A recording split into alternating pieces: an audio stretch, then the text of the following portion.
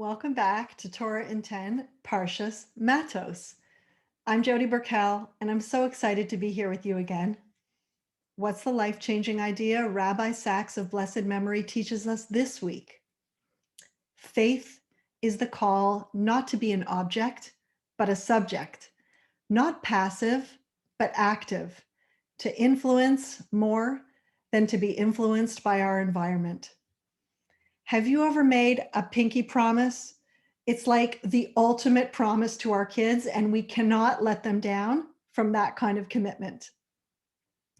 Our Parsha opens with Moses commanding the leaders of the tribes and through them the entire nation regarding the sanctity of vows and oaths and the tragic consequences of not keeping one's word, which the Torah regards as a desecration.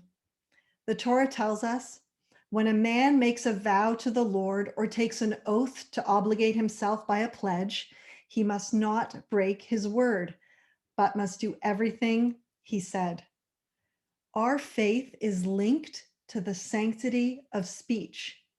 It's through speech that God created the world, and it was through speech we committed ourselves to an eternal covenant with God when we said at Mount Sinai, Na'aseh v'nishma, we will do and we will listen. The Torah commands us to take vows and oaths very seriously, so much so that we begin the service of the holiest day of the year, Yom Kippur, with the Kol Nidre, meaning all vows. It's the Jewish way that releases us from our vows, freeing us from obligations we didn't really mean or that we forgot we made. For example, people might say, God, if you do such and such for me, I promise that I'm going to keep kosher, or I promise that I'll keep Shabbat. And we don't live up to our end of the bargain. Or in the heat of a moment, we say, I swear that we will do something. And this is where it connects us to our Parsha. Here's where we're at. The Israelites were getting close to entering the land of Israel, and they're getting ready to build a society unlike any other.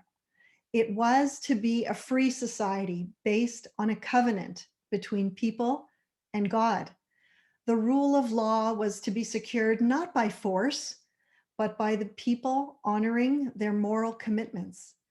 The people would voluntarily accept that which God commanded them to do. In other words, they would keep their promises to each other and to God. This was not like something that was ever done before. As Rabbi Sacks puts it, people would uphold a code of collective freedom, a constitution of liberty, and he says this is at the heart of Judaism. I found this fascinating. Rabbi Sacks says that when we bind ourselves with words, we're using language not to describe, but to create. And what makes human beings unique is not just our use of language. We're not the only ones who communicate. Many animals use intricate forms of language. Two of my favorites, dolphins and primates, share this ability.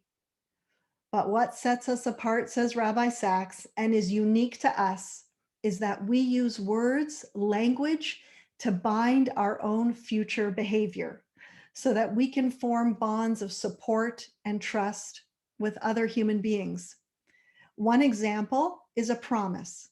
Another is marriage. And third, unique to Judaism, is a society understood as a covenant between us and each other and between us and God. It is this use of language not to describe something that already exists, but to create something that didn't exist before that connects us to God. What the Torah is telling us is that words are holy. We use words to build or to destroy, to build trust or to break it. Trust means that we keep our word. We do what we say we're going to do. If we make a vow, an oath, or a promise, then we hold ourselves accountable to it. Easier said than done, right? But something to think about, the power of our words. We have an idea in Judaism. Have you ever heard of someone make a promise or commitment and then after they say bli neder? I never knew what it meant until I asked, and it means without a vow. So when my children ask me to do something, I often say bli neder, meaning I will definitely try my best to fulfill the request, but I'm not promising because a promise is serious business. And I don't want to break the trust of my kids or anyone else for that matter. I'm also learning so much as we go. And something else fascinating is the difference between a vow and an oath. A vow, a neder, affects the status of an object. When we make a vow, we make an object off limits to us for personal use. So for example, I make a vow not to eat something. That something is now forbidden to me. An oath affects the person, not the object. What is now forbidden is not the food, but my act of eating it. Both bind us, but in different ways. In the book Halachic Man, Rabbi Soloveitchik says the difference between oaths and vows is the difference between subject and object. When we are the subject, we act, we influence, we're active. An object is acted upon, is influenced, and is passive. Rabbi Sacks encourages us in life to be a free and responsible choosing subject, not the passive object of other people's actions. The difference between a vow and an oath, therefore, becomes a metaphor for two different kinds of life. One, defined by others, and one, self-created. On this idea, Rabbi Soloveitchik comments that one kind of person, he says, and I quote, is receptive, passive, wholly under the influence of other people and their views. The other is not passive, but active. His personality is not characterized by receptivity, but by spontaneity. He doesn't abandon himself to the rule of the species, but blazes his own individual trail. The latter, he says, is a man of God. Things happen to us, and they affect us, sometimes very deeply. We are objects of events, of other people's actions. But the challenge of faith, says Rabbi Sacks, is to become our best selves, undeflected and undefeated by what others say and do. It's not easy. In fact, it's challenging to swim upstream, to chart your own path, to be a leader and not a follower. But personally, I don't think it's that simple. One of my favorite go-to people on leadership is Simon Sinek, and he says that the best leaders tend to be the best followers. And the reason people achieved a level of leadership is because they saw themselves in service of something greater than themselves, whether it was a cause, a vision, or their people. In other words, they saw themselves as followers, following a cause or a purpose.